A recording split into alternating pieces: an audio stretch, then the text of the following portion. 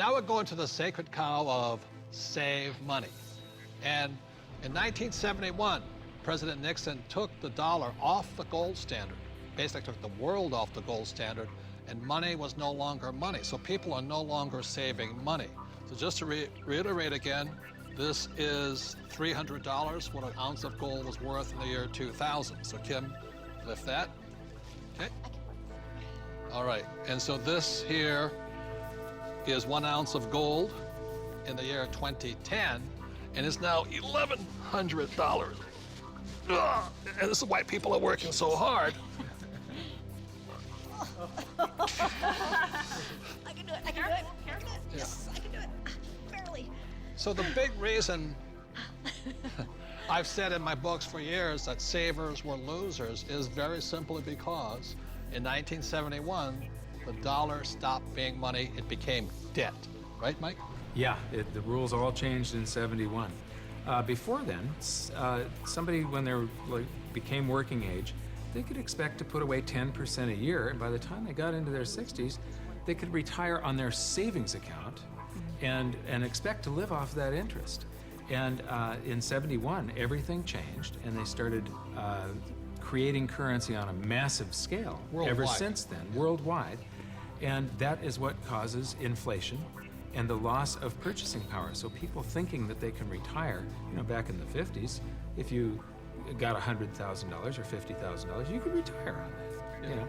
So for my mom and dad, you know, the World War II generation, the industrial age generation, it was very smart to save money. For our generation, the baby boom generation and on, saving money could be the most stupid thing you can do because the system is stealing your wealth through the very thing you work for, called money, which is not money anymore. Right. Real money is actually gold and silver. Money has to maintain its value over long periods of time. Currency doesn't have to. And this is historically, has always been, for thousands of years, this has been money. 5,000 years, this has been the predominant currency. It became money when somebody minted it into coins in Lydia in about 680 BC. And each unit had the same buying power as the next one. They became interchangeable. So let me ask you this. This printing of money out of just paper, this has been tried before, hasn't it? Many, many, many times, and there's always one result. You get far, far higher prices of everything, but especially real money. When they start creating a whole lot of currency, eventually gold and silver lie in wait.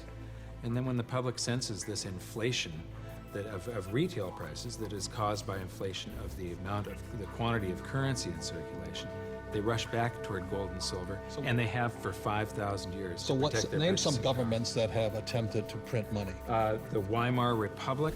I don't know Germany. what I just did with that $100 trillion bill. He's got a Zimbabwe. The Zimbabwe, yeah. Look at this one. This is the most recent, a $100 trillion note. You know, this is the largest note ever printed, 100 trillion. And this was printed in 2000. Yeah, but when Zimbabwe was created as a country, when it went from Rhodesia to Zimbabwe, they were, the Zimbabwean dollar was on parity with the US dollar. $1 US was the same as a Zimbabwe dollar. This doesn't buy anything today. It doesn't buy a cup of coffee. Doesn't even buy a cup of coffee? No. In fact, they have ruined it by putting ink on it. You can't write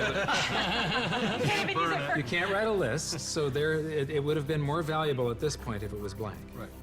See, the Greeks did the same thing when they started clipping coins. They just take the silver off of it. The Romans tried it, the English tried it, the Germans tried it, the Chinese tried it, and now the US is trying it. Yep. And so that's why saving money is probably the biggest mistake you could make right now, because today money is no longer money. It's now debt. I can vouch for that because my leg is now numb. So all currencies throughout the world are in trouble, the same way this Zimbabwe dollar is in trouble. And that's the problem with saving money. After 1971, it was no longer money.